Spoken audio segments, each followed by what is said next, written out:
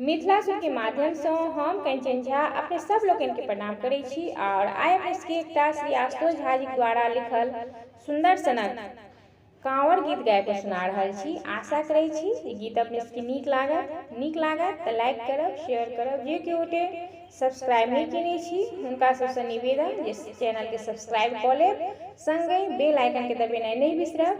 जय मिथिला, जय मैथिली। सुनू ई गीत।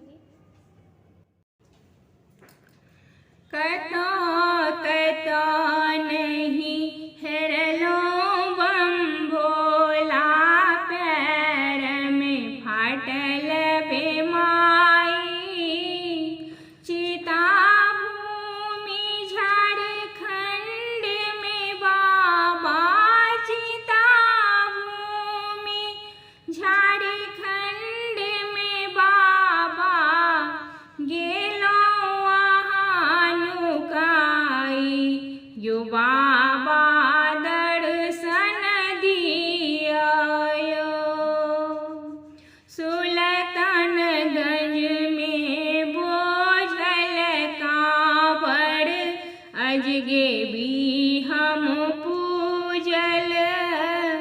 अंकर कंकर डोरियो गाड़ल, अंकर कंकर डोरियो गाड़ल।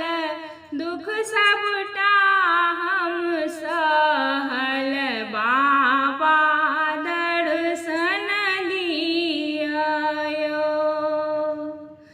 तेलडीहा कुमर सरी जिलेबिया, सुइया और कंवरिया। अब रखा पटनिया कलकतिया, अब रखा पटनिया कलकतिया। सबटा देख लूं यो बाबा दर्शन दियायो।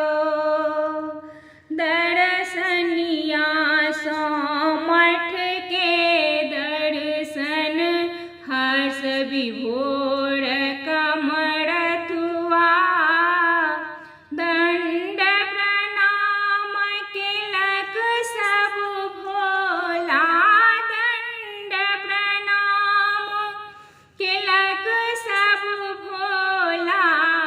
खुशी सो नाचलयो, बाबा दर्शन दियायो।